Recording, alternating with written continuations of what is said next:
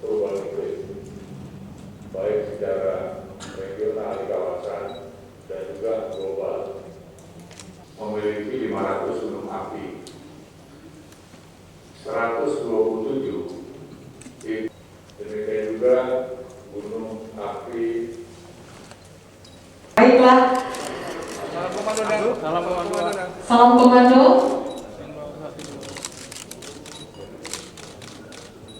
Salam tangguh.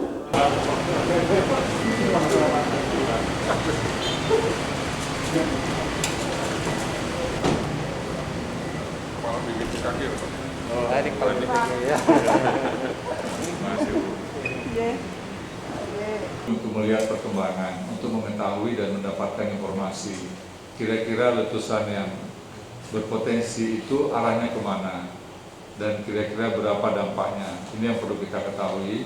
Pada kesempatan ini juga nanti kami dari BNPB akan menempatkan helikopter Pak di sini yang bisa mungkin nanti dimanfaatkan oleh Gubernur DIY dan juga Gubernur Jateng untuk memantau perkembangan. Kami titipkan kepada TNI, nanti akan diatur oleh TNI, termasuk juga mungkin pada saat Gubernur akan melakukan peninjauan, mungkin juga bisa diikuti oleh tim dari jajaran Badan Geologi. Suatu kesempatan yang luar biasa di mana kita itu bisa belajar secara langsung dalam periode yang sangat yang relatif pendek kalau umur geologi ya, itu dengan erupsi yang sangat berbeda. Terus kemudian ini hiposenternya Pak, jadi kegempaannya ada di mana pusatnya? Ini, terus kemudian ini jumlah kegempaannya. Kemudian kalau di sini ada deformasinya. Jadi pada saat penggumbungan gunung berapa? Ini yang bawah ini adalah gasnya. Jadi gas.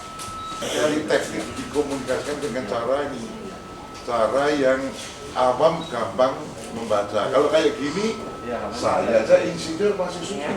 Baik Pak. Jadi mungkin tadi tidak dijelaskan oleh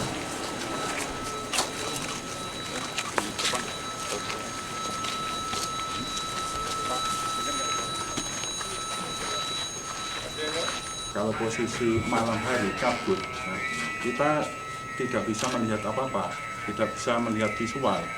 Nah, kita cuma mengandalkan untuk ini aja, untuk seismograf ini, untuk audio ini. Kalau memungkinkan nanti untuk yang CCTV mungkin ditambah yang thermal itu mungkin untuk malam hari bisa lebih maksimal, sehingga pada waktu ada aktivitas seperti mungkin ada aktivitas yang lebih resiko, kita langsung bisa memberikan informasi kepada warga. Nggak tembus, nggak bisa. Nanti kita coba untuk keluar sudah mulai lagi. Ini terus semua kotoran ditempatkan di sini nanti menjadi pupuk apa pupuk.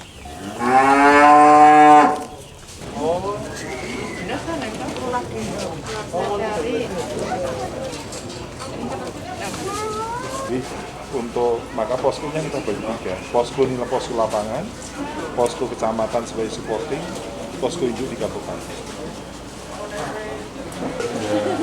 Ya, utilizasinya lebih baik. Makannya gimana? Makannya sehari bisa dapat berapa kali makan? Enak nggak?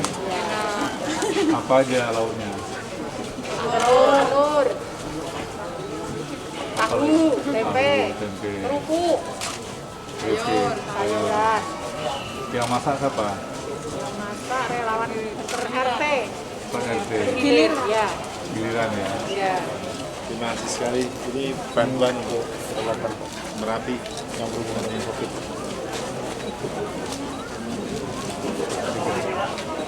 Oh, siap. Ya, dan Kunjungan hari ini bersama dengan rombongan dari BNPB untuk melihat kesiapan dari pemerintah pusat maupun juga pemerintah daerah. Yang pertama, tadi kami meninjau BPP TKG yang menjelaskan tentang kemampuan untuk mengikuti perkembangan detik demi detik, menit demi menit, jam demi jam, selama 24 jam perkembangan Gunung Merapi. Kita semuanya sepakat tadi bahwa informasi tentang perkembangan Gunung Merapi hanya disampaikan oleh Kepala BPP TKG, sehingga tidak boleh mengutip informasi atau mendapat informasi dari luar BPP TKG, supaya kepastian data, kepastian informasi itu tidak menimbulkan kekhawatiran, tidak boleh menimbulkan kepanikan. Dan juga informasi-informasi yang disampaikan tentunya bisa membuat masyarakat itu menjadi tenang, menjadi lebih siap, dan juga ketika ada kejadian yang sifatnya lebih tinggi, maka bisa mengambil langkah-langkah yang tepat. Kemudian yang kedua, kesiapan dari BPBD bekerjasama dengan unsur TNI, unsur Polri, Badan SAR Nasional, Tagana, ya khususnya juga para relawan dari berbagai organisasi yang kiranya bisa membantu terselenggaranya tempat pengungsian yang memadai. Yang pertama adalah bagaimana fasilitas keamanannya, yang kedua kenyamanannya, dan juga termasuk tentunya adalah masalah kesehatannya dan faktor-faktor lain yang bisa menunjang supaya masyarakat terpenuhi kebutuhan dasarnya. Tadi Pak Bupati telah mengatakan bahwa untuk stok makanan beras bersama dengan lauk pauknya sudah siap untuk beberapa waktu ke depan. Kemudian juga kerjasama yang sudah sangat baik ini, di mana dapur lapangan dikelola bersama oleh para relawan dan juga dibantu oleh unsur-unsur lainnya termasuk TNI dan Polri. Kemudian juga manajemen atau pengelolaan SOP dalam tempat pengungsian ini harus dipastikan bisa membuat sistem keamanan untuk menghadapi COVID. Ya, kita tidak ingin kondisi di pengungsian ada 1-2 orang yang terpapar COVID akhirnya dapat menulari yang lainnya. Termasuk juga tersedianya air bersih. Tadi kami mendapatkan informasi air bersih cukup, tetapi tetap perlu dapat bantuan dari mobil tangki. Ya. Kemudian juga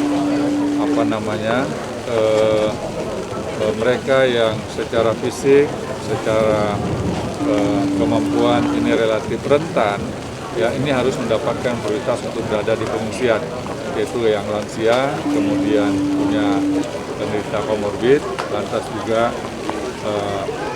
ibu-ibu hamil, kemudian ibu yang menyusui, serta balita. Dan tadi kami memberikan bantuan senilai 1 miliar rupiah kepada pemerintah Kabupaten Klaten dan juga nanti kepada seluruh kabupaten yang terdampak.